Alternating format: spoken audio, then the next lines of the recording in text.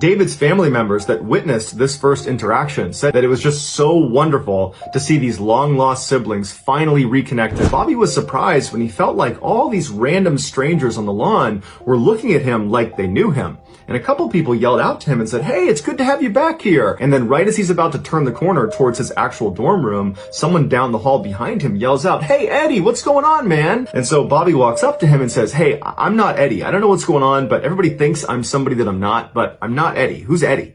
And the guy said, "Yeah, okay, Eddie, it's good to have you back here, man," and then walked off. And so Bobby turns and he goes back up to his dorm room and he goes inside and he just shuts the door. He hears a knock on the door and Bobby's like, "Oh great, who is it that thinks I'm someone I'm not?" So he opens the door and there's another student who he doesn't know who's standing there, and this guy, his face just drains of color and he starts shaking when he sees Bobby. And they're both looking at each other like, what's going on here? And the student says to Bobby, "Were you adopted?" And Bobby said, "Yeah."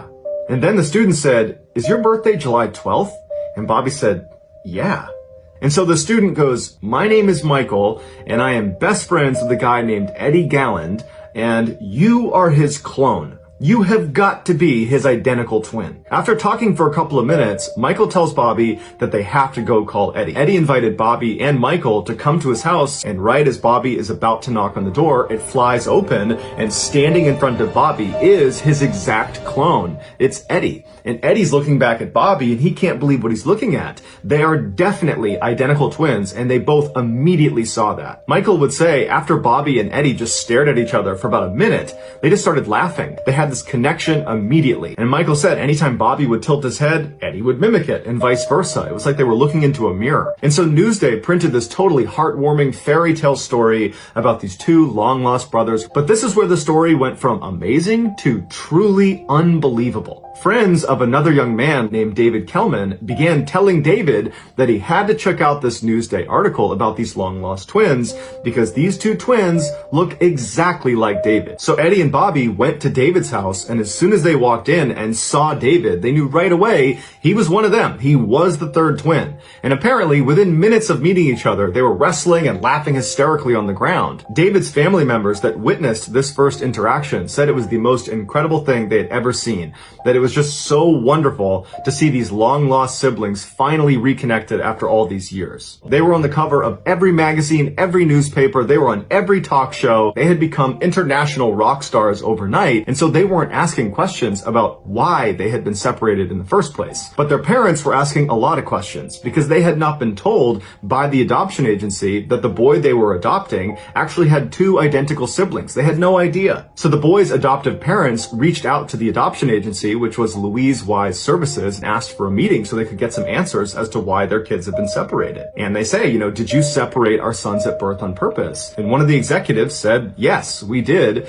because it's really hard to place three children into one home. At which point David's adoptive father lashed out and said, that's absolute BS. If you had told me he had two identical siblings, I would have taken all three. And so the parents were very frustrated and felt like there was much more to the story. And right when they got outside, Bobby's father realized he had left his umbrella inside of the meeting room. And he looked inside and he saw the people he had just met with had just opened a bottle of champagne, and they were laughing and smiling, and they were clearly toasting each other on a job well done. He got the sense that they were celebrating having dodged a bullet. The parents decided they needed to get in touch with some lawyers to help them get to the bottom of why their sons had been separated. But shortly after, they all contacted the families to say, well, actually, there's a conflict and we can't do it anymore. And the parents believed this was because the adoption agency, Louise Wise Services, and some of their more prominent and powerful clients were pressuring the lawyers not to dig into this, that clearly there was some secret that they did not want uncovered. And so over the years, the boys continued to stay really close. They started families of their own. And at some point, the boys actually went into business together and opened their own restaurant in New York called Triplets. And the first year, it was extremely successful, did over $1 million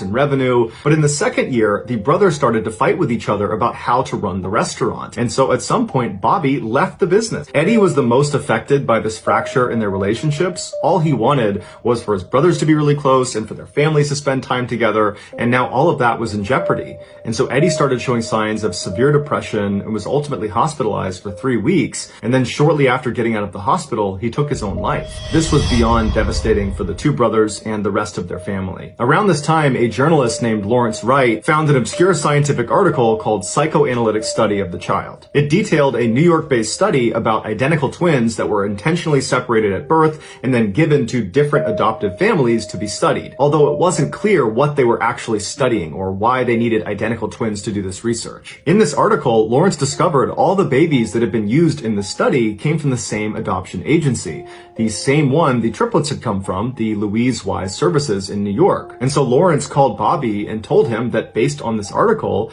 it seems like he and his brothers were used in a scientific study. Bobby and David were totally furious. They felt like they'd been treated like lab rats. They contacted Louise Wise Services, who did admit that yes, actually this was part of a study, but they didn't give any information about what the results were or why they did it. And so they did some digging and they discovered the guy in charge of the actual scientific study was this doctor named Peter Neubauer, who was this very well-known psychologist in New York. And so Lawrence managed to get an interview with this doctor, but the doctor basically said, I won't answer any of your questions and I won't give you any information about this study. Right before the doctor died in 2008, he made sure the entire study was put under seal inside of the Yale University archives so no one could access it until 2066. In the recent documentary called Three Identical Strangers, Dr. Neubauer's personal assistant, a woman by the name of Natasha Josefowitz, she was interviewed and they asked her, can you shed any light on why this study was done? And she said the point of the study was to finally put to bed whether it was nature or nurture that made the person who they ultimately become. And she said the results were incredible, that basically it has nothing to do with nurture. It's all about your genetic makeup, that we unconsciously trend towards specific behaviors and decisions, but we believe it's free will. But in reality, it's basically predetermined. And specifically in the triplets case,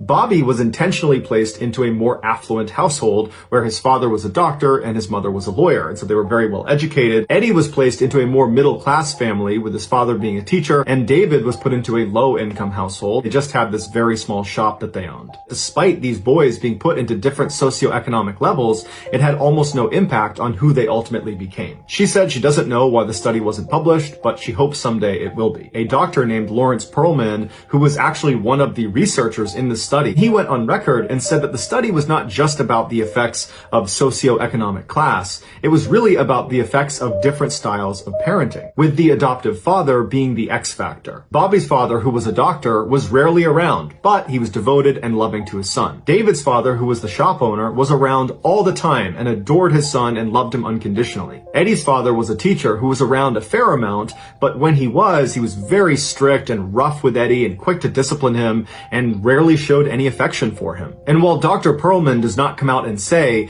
that Eddie's relationship with his father probably had an effect on him becoming depressed and ultimately taking his life, there are many other people close to this case that believe that's exactly what it was. That David and Bobby had a stable, healthy upbringing and Eddie did not. And so when he was faced with the crisis of the brothers separating, Eddie couldn't handle it. These same people refute what Natasha said about the findings of the study that we're all genetically predisposed to become a particular person. They say if that was the case, then why haven't David and Bobby taken their lives? But ultimately, because the study was never published, we won't know for sure why it was done, what they studied, and what the conclusions were. Bobby and David were actually granted early access to the study that was sealed inside of Yale University.